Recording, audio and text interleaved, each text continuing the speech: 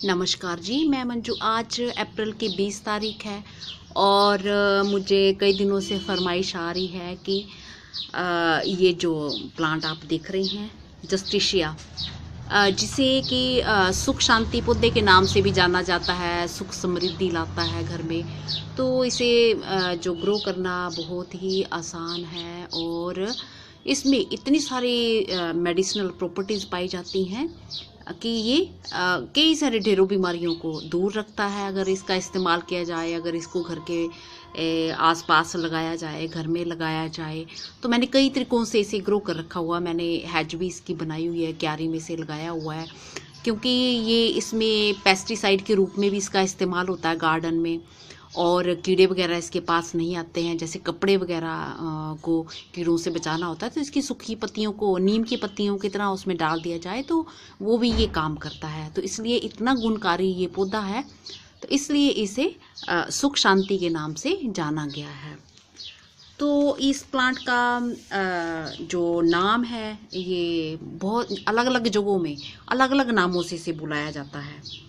तो ये एक ट्रॉपिकल प्लांट है, एशिया में पाया जाता है। इसे कई नामों से, जैसे कि मैंने अभी बताया, जाना जाता है। जैसे सुख शांति कई जगहों में बोला जाता है, बासा, बासक, बसूटी। हिमाचल और पंजाब में जो बड़ी चौड़ी पत्तियां होती हैं, तो अलग अलग जगहों में अलग अलग जैसे शेप, जैसे बड़ी चौड़ी पत्ती हुए तो फूल उसके सफ़ेद रंग के थोड़े बड़े साइज़ के आते हैं। और इसमें जो आते हैं ये लंबी पत्तियों वाले, तो इसमें इस साइज़ के फूल स्प्रिंग में खिलना, साल में एक बार ही खिलते हैं। ये वाइट कलर के, ये देख पा रहे हैं आप। तो बहुत ही गुणकारी पौधा है। और कईयों में ऐसा होता है कि इसकी जैसे ये ग्रीन स्टेम है और कईयों की पर्पल जैसी डार्क कलर की होती है। तो फूलों में भी जैसे कलर का थोड़ा थोड़ा फ़र्क होता है और कई रंगों के फूल अलग अलग उसमें पाए जाते हैं। तो खूब सारी इसकी वेराइटीज़ हैं, कहने का मतलब ये है। और उसके अलावा इसको आरुष, बकास, एड्राटोडा और भी बहुत सारा, अडूसा के नाम से जाना जाता है, अरुष भी कहा जाता है, बिसोटा भी कहा जाता है, और भी कई नामों से इसे जाना जाता है। तो पौधे में कई फ़र्क भी आपको देखने को मिल जाएंगे, चौड़ी पत्तियों वाले भी मिल जाएंगे। मैंने एक वीडियो बनाया था हिमाचल में गई थी तो मैंने ये प्लांट दिखाया था। तो वहाँ पे सूटी बोला जाता है। तो बड़ी बड़ी चौड़ी चौड़ी पत्तियाँ आती हैं, फूल सेम ऐसे ही होते हैं और सीड भी मिलते जुलते होते हैं। तो जैसे कि कुछ चौड़ी पत्तियाँ कुछ ज़्यादा डार्क कलर की होती हैं, कुछ ग्रीन कलर की होती हैं। तो बस यही सब फ़र्क होता है, पर मेडिसिनल वैल्यू सब में बहुत ज़्यादा होती है। तो स्टेम का फ़र्क भी मैंने बता दिया कि कईयों में कोई डार्क ग्रीन होती है, कईयों में हल्के रंग की और कईयों में पर्पल टाइप की पाई जाती है। बाकी ये जो इसमें क्या क्या गुण पाए जाते हैं, एक तो लोग इसे लगाते हैं घर में, ये कि एवरग्रीन श्रब है, तो घर को हमेशा ये हरा भरा रखती है और बहुत आसानी से ये प्लांट चलता है। गुण तो हैं इसमें, बहुत ढेर सारे गुण पाए जाते हैं। ये पॉजिटिव एनर्जी लाता है, तो ये तो आप मानते ही हैं कि अगर हरे भरे प्लांट्स आपको दिखते रहे, कैसा भी मौसम हो, तो मन जो है खुश हो जाता है। तो वो सब चीज़ें बड़ी मैटर करती हैं। तो ये कई रोगों को दूर करता है। मैं कुछ एक बताऊंगी, जैसे टीवी, खांसी, दमा, कफ। हार्ट के लिए ये बहुत ही बढ़िया है, फोड़े फुंसियों को दूर रखता है, खुजली, मुंह में छाले, बुखार, स्वेलिंग, कान का दर्द, अस्थमा जैसी बीमारियों को ऐसे दूर रखता है। उनके अगर हो जाती हैं तो उनके इस्तेमाल में ये होता है, इस्तेमाल इसे खूब किया जाता है। आयुर्वेद में तो इसका बहुत ही ज़्यादा इस प्लांट का महत्व है। और उसके अलावा भी ये बहुत सारी जो बीमारियों को दूर रखता है। तो मेरे ये गार्डन में बहुत तरह के खिले, तो ये छोटी सी जैसे ये स्पाइक बनती है और इस पे फ्लावर्स आते हैं और इस प्लांट के सब हिस्सों का इस्तेमाल किया जाता है। सिर दर्द और चेहरे के जैसे पैरालिसिस हो जाता है तो उसमें भी ये काम आता है। इसकी जड़ जो छाल होती है उसमें भी मेडिसिनल प्रॉपर्टीज़ पाई जाती हैं। जख्म को दूर करने में भी ये काम आता है। ये एक ऐसा प्लांट है, अगर इसे खाया जाए तो ये शरीर के टेम्परेचर को कम करता है। वोमिटिंग कराने में भी इसका इस्तेमाल किया जाता है। जैसे कोई गलती से जहरीली चीज़ खा ले तो उस जहरीली चीज़ को निकालने के लिए वोमिटिंग कराई जाती है। तो वोमिटिंग से जो जहरीली चीज़ है फिर वो बाहर आ जाती है। और कपड़ों को तो मैंने बताया है कि सुरक्षित रखने के लिए जैसे इसकी सूखी पत्तियों का इस्तेमाल करते हैं तो कीड़े वगैरह इसके पास नहीं आते हैं।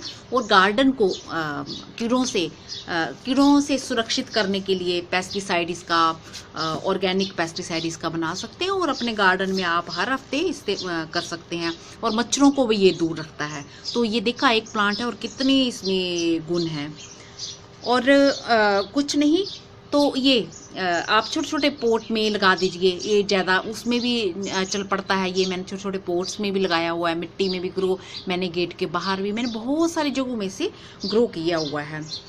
और इसकी जो पत्तियों का इस्तेमाल कितनी क्वांटिटी में लेनी है, क्या चीज़ लेनी है, वो आप डॉक्टर की सलाह से ही लें।